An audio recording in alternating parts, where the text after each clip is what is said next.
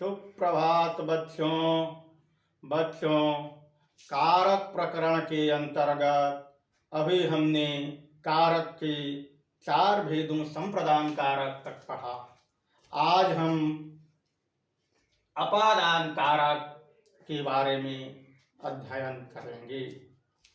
अपादान कारक वह है जो जब कर्ता अपनी क्रिया द्वारा जिससे अलग होता है उसको हम अपादान कारक कहते हैं। कर्ता अपनी क्रिया के द्वारा जिससे अलग होता है उससे हम अपादान कारक कहते हैं।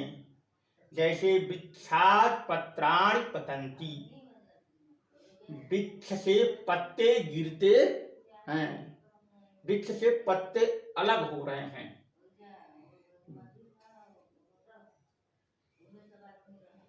इसमें क्रिया वृक्ष के द्वारा की जा रही है, इसलिए वृक्ष में पंचमी विभक्ति का प्रयोग किया गया। ध्रुव अपाये अपादानम, पृथक रहने की स्थिति में जो स्थिर रहता है उसकी अपादान संज्ञा होती है, उसमें पंचमी विभक्ति का प्रयोग किया जाता है। ध्रुवमापाये अपादानम सूत्र कहता है कि पृथक रहने की स्थिति में जो स्थिर रहता है उसकी अपादान संज्ञा होती है, उसमें पंचमी विभक्ति का प्रयोग किया जाता है। उदाहरण रामः ग्रामात् आयति,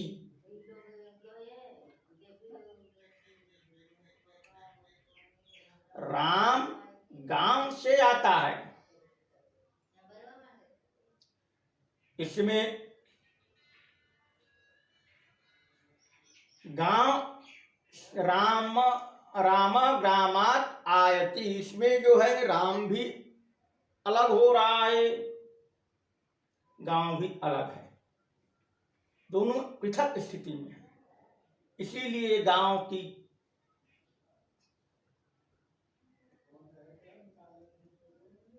क्योंकि राम गांव से अलग हो रहा है, इसलिए गांव की पृथक रहने के कारण ग्रामात् हो गया।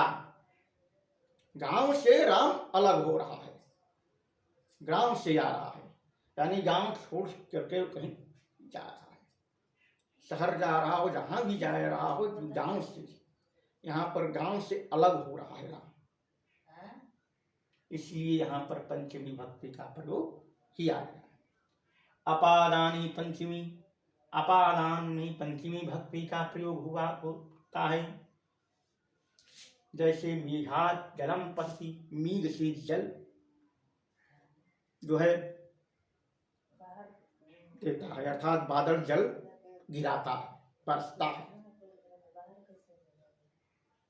भित्रार्थानां भय हेतु, भी और त्रा धातु के योग में जो भयवाची रक्षावाची शब्द हो उसमें पंचमी विभक्ति का प्रयोग किया जाता है।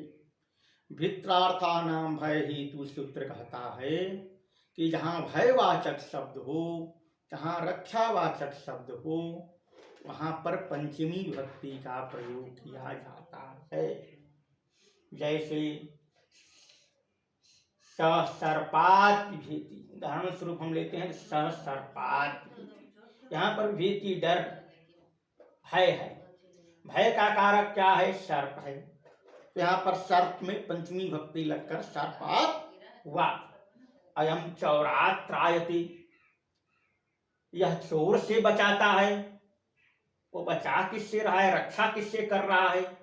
चोर से रक्षा कर रहा है, इसलिए चोर में पंचमी विभक्ति लगकर चौरात् हुआ।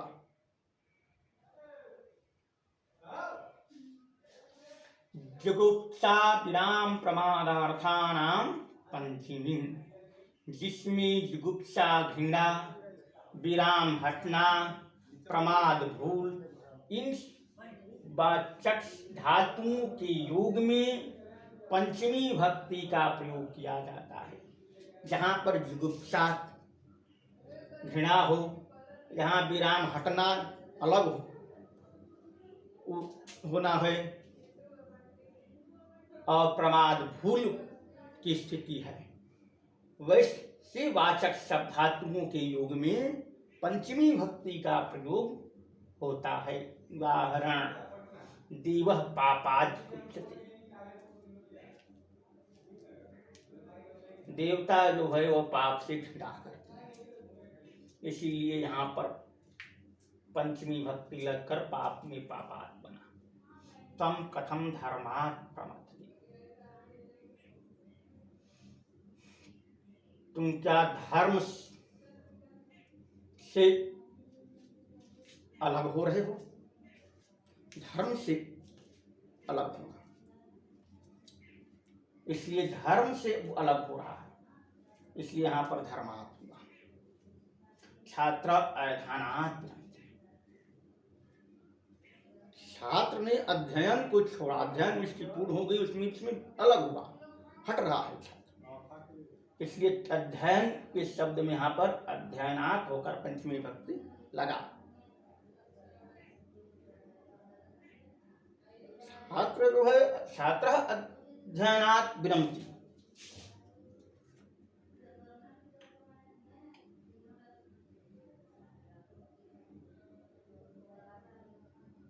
छात्र अध्ययनात् विरमति, छात्र जो है वह अध्ययन से पूर्ण तक अलग हो रहा है, अध्ययन से वो अलग हो रहा है, हट रहा है, इसलिए उसमें अध्ययन में पंचमी भक्ति लगा। भुवः प्रभवश्च, भू धातु के योग में जहाँ से कोई चीज निकलती या उत्पन्न होती है उसमें पंचमी भक्ति का प्रयोग किया जाता है। उदाहरण स्वरूप गंगा हिमालयात् प्रभवति, गंगा जो है वह हिमालय से निकलती है। वह प्रभवश्च, निकलना, निस्सरना, उत्पन्न होना, इन शब्दों के साथ पंचमी भक्ति का प्रयोग होता है। यहाँ पर गंगा हिमालयात् निस्सरती भी हो जाएगा, प्रभवती भी हो जाएगा। उस सूत्र के, वह प्रभवस्य सूत्र के अनुसार वहां पर हिमालय में पंचमी भक्ति हो गई, क्योंकि गंगा के निकलने का स्थान हिमालय है। त्वल्लोपे पंचमी, ल्य प्रत्ययान्त शब्द यदि वाक्य में छिपा हो तो कर्म या अधिकरण कारक में पंचमी भक्ति का प्रयोग किया जाता है। यदि ल्य प्रत्ययवाची शब्द है किसी वाक्य में तो कर्म हो या अधिकरण कारक हो, दोनों ही स्थितियों में उस वाक्य में पंचमी भक्ति का प्रयोग किया जाता है। उदाहरण सः प्रसादात् पश्यति, वह अपने महल से देखता है। ससुराज वेति बधू, बहू जो है वह अपनी ससुर से लजाती है। ससुराल, ससुर से लजा रही है कौन? बहू, इसे ससुर में लगा पंचमी भक्ति ससुरात हुआ। और वह महल से देख रहा है, प्रसाद से देख रहा है, इसलिए प्रसाद में पंचमी लगकर प्रसादात हुआ। आख्यातोपयोगी पंचमी, जिसमें नियम पूर्वक कुछ सीखा जाए उसकी में भी पंचमी भक्ति प्रयोग होता है। जिससे हम नियम पूर्वक कुछ भी ग्रहण कर रहे हैं, सीख रहे हैं, उसमें भी पंचमी भक्ति का प्रयोग किया जाता है। सह आचार्या संस्कृतम, वह अपनी आचार्य से संस्कृत ग्रहण करता है, सीखता है।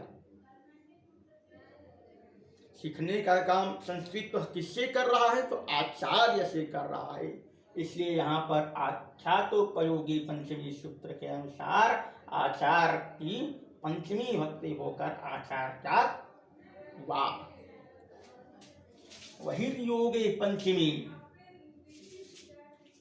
बहिर्योगे पंचमी सूत्र कहता है कि वही अर्थात बाहर के योग में पंचमी भक्ति का प्रयोग किया जाता है। उदाहरण ग्रामात् बहिश्चरः वर्तते। गांव से बाहर सरोवर है, तालाब है। तालाब कहाँ है? गांव से बाहर है। वह गांव से बाहर होगा, इसलिए वही योगी पंचमी सूत्र के अनुसार ग्राम में पंचमी भक्ति लगकर ग्रामात् हो गया। अपेक्षार्थे पंचमी, किसी के साथ यदि हम तुलना करते हैं तो जिसमें उसको श्रेष्ठ बताया गया है उसमें पंचमी भक्ति का प्रयोग होगा। तुलना करने में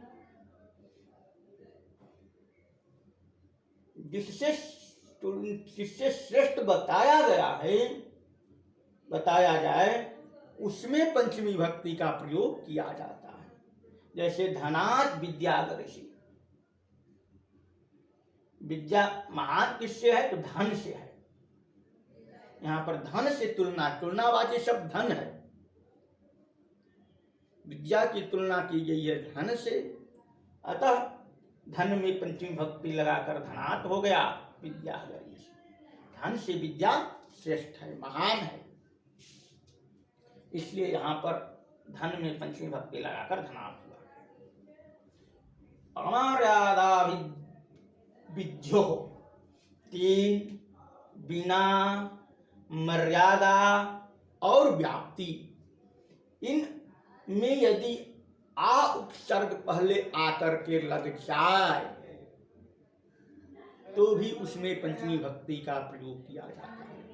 तीन बिना, मर्यादा, व्याप्ति शब्दों के योग में यदि पहले आ उपसर्ग लग जाता है तो उसमें पंचमी भक्ति का प्रयोग किया जाता है। उदाहरण, स आग्रमात् गच्छति,